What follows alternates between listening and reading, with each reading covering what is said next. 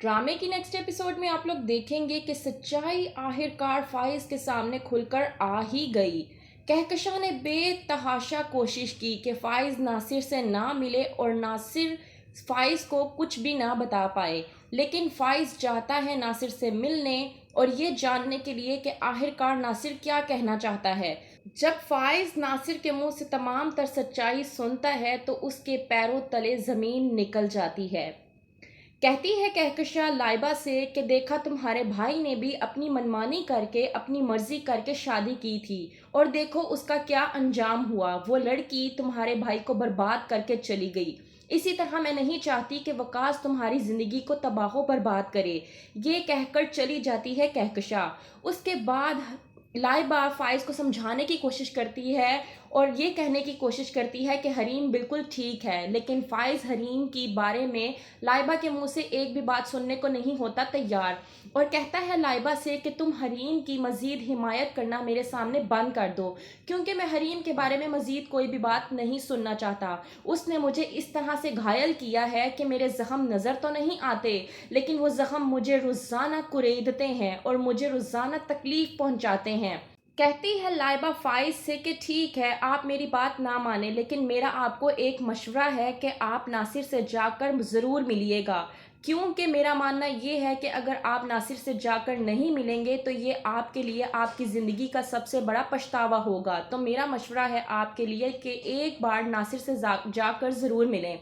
दूसरी तरफ हरीम के पास आती है नासिर की माँ और उससे बेतहाशा रो रो कर माफ़ी मांगती है और कहती है कि मेरे बेटे को माफ़ कर दो। मेरा बेटा इस वक्त मज़ीद तकलीफ़ में गुजर रहा है, वो इस वक्त बहुत ज़्यादा अजियत में है। जब तक तुम उसे माफ़ नहीं करोगी वो सुकून की मौत भी नहीं मर पाएगा।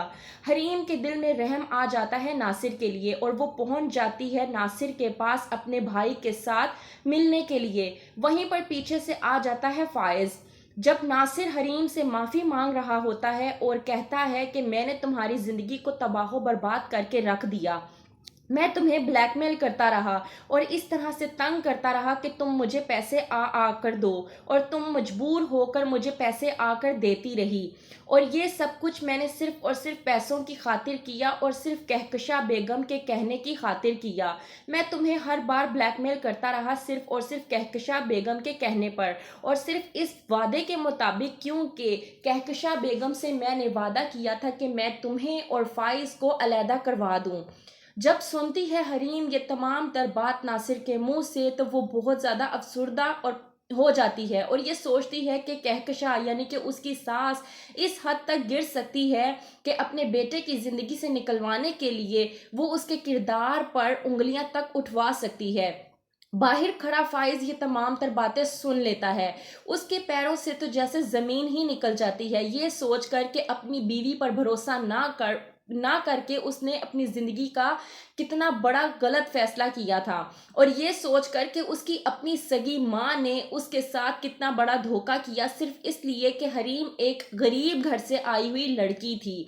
ये क्या हुआ है फाइज के साथ। फाइज जो कि सोच में पड़ गया है। जैसे ही हरीम नासिर के कमरे से बाहर निकलती है, फाइज वहीं पे खड़ा होता है। हरीम फाइज को देखकर कुछ नहीं बोलती और चुपचाप वहां से निकल जाती है, लेकिन फाइज जो कि हरीम को रोकने की कोशिश करता है और उससे बात करने की कोशिश करता है, हरीम फाइज की एक नहीं सुनती और चुपचाप वहां से चली जाती है। क्या होगा आगे? क्या फाइज जाकर मांगेगा हरीम से माफी और कर देगी हरीम उसे माफ? क्या होगा? देखते रहिए हुमा।